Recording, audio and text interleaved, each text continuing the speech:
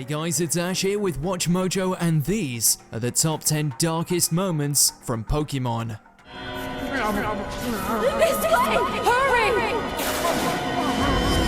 Snubbull! Number 10, Pikachu turns to stone. Pokémon the movie, Diancie and the Cocoon of Destruction. After the legendary evil doll woke up from its nap, no one was safe from its Oblivion Wing attack. Not people, not Pokémon, and no, not even Ash and Pikachu. Huh? Pikachu! Pikachu, tell me what's wrong! Evil Doll's beam just barely nicked the electric type's tail, but that was still enough to turn Ash's partner into a glorified statue. Then, as if killing off Pikachu wasn't bad enough, Ash is forced to watch as his oldest friend hardens in his arms. Come on, Pikachu! Pikachu! Come back, Pikachu! Since that's how he died back in the first Pokémon movie, that's bound to dredge up some old trauma too. Thankfully, Xerneas turned this downer around and gave this movie the happy ending it deserved. Number 9, Mewtwo Unleashed. The Battle of the Badge. Maybe I could have just one more battle to test out my most powerful Pokémon. This feels less like a Pokémon battle and more like a horror film. Sure, no one expected the 8th gym to be a pushover, but Mewtwo's entrance takes the idea several steps too far. How did it do that? What Pokémon is that? From the moment he steps out of the shadows, it's all too clear there's something off about him. That unsettling aura only becomes more apparent when he ruthlessly dismantles Gary's team with a single attack. Suddenly, Giovanni's claims about creating the ultimate Pokémon don't seem so far-fetched anymore. After all, the fact that Mewtwo made even Gary Oak quiver in fear is a pretty damning piece of evidence.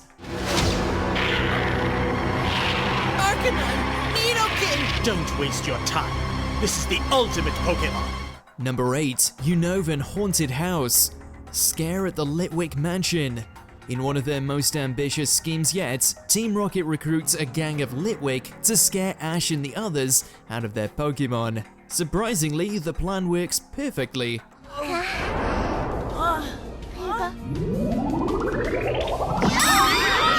The only issue is that the Litwick take their new occupation very, very seriously. As a result, the entire episode becomes a haunted thrill ride of eerie set pieces. It all builds towards the spine-tingling reveal that, to them, this wasn't a game, it was life and death. They feed off the life energy of people and Pokémon and use it as fuel for the flames on their heads. Wow, does this mean that our lives are in danger? The Litwick drain life energy in hopes of dragging humans into the so-called ghost world.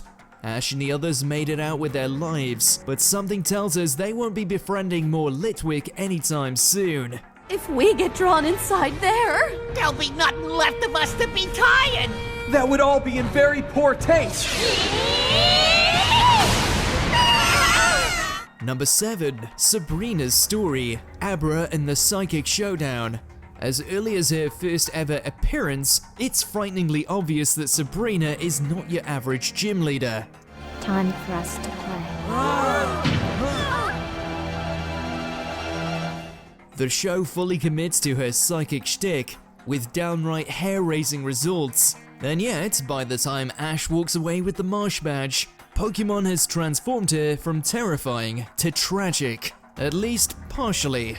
Sabrina's disturbing cadence takes on a whole new meaning when put in context of her misunderstood childhood. The conflict caused Sabrina to split into two girls, the strong Pokémon trainer who is always causing trouble, and the lonely little girl who desperately desires to make friends. Psychic powers or not, that kind of isolation is hard to bounce back from. Mind you, she's still very scary. If anything, her penchant for turning people into dolls becomes creepier than ever. Sabrina turned Brock and Misty into dolls. There's nothing we can do about that. Number 6, Morlul's power. Lulled to La La Land. Don't let its cutesy looks fool ya. This mushroom Pokémon is anything but friendly. See, Morlul has a nasty habit of, well, lulling people to sleep. Afterwards, it treats itself to a full-course meal of its victim's life force. Your story? About the creepy things that happen in the forest? Wait, are we all going to end up nothing but skin and bones? For such a small Pokemon, Mewtwo certainly has a big appetite too. Ash and his companions learned that firsthand when they were drained down to their skin and bones. A grass and fairy type, Morlul can send out glowing spores that put its opponents to sleep.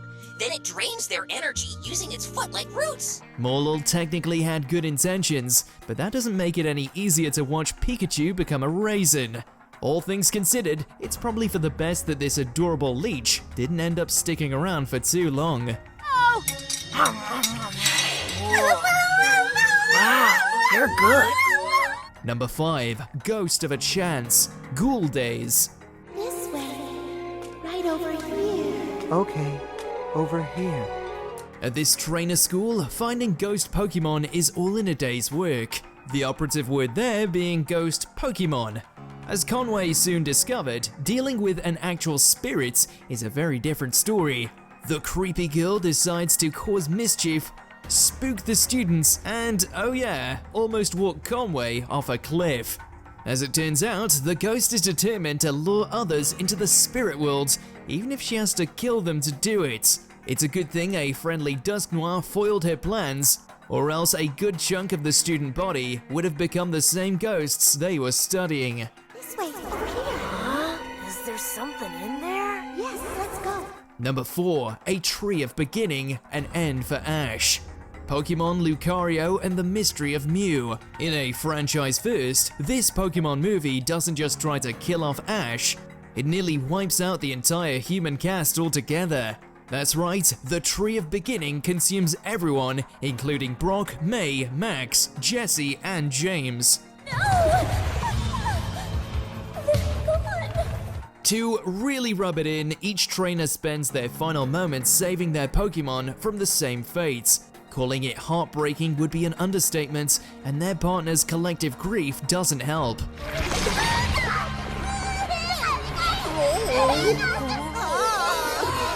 To be fair, at that point there's nothing the Pokemon can do but cry. Of course, Mew doesn't let any of the trainer's deaths stick, but that doesn't make this any less soul-crushing in the moment.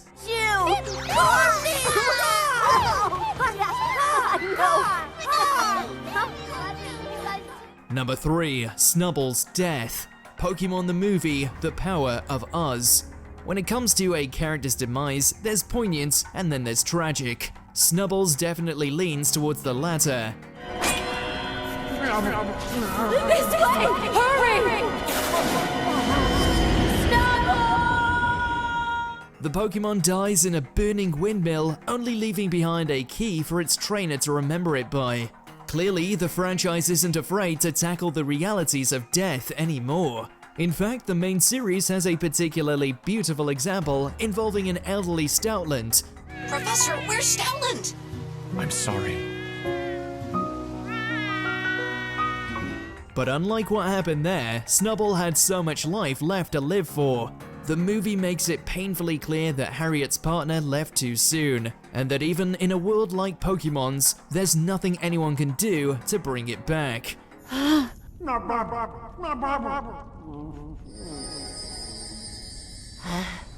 Number 2. Clash of the Clones.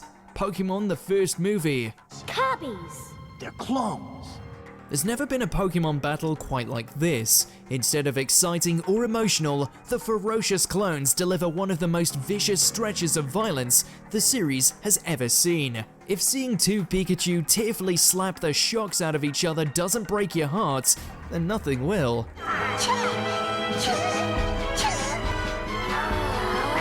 Still, the saddest part is that most of the original Pokemon just can't compete with their supercharged copies. So not only is this scene needlessly brutal, but it's all for naught too. It gets so bad that it's almost a relief when Ash's sacrifice finally makes it all stop.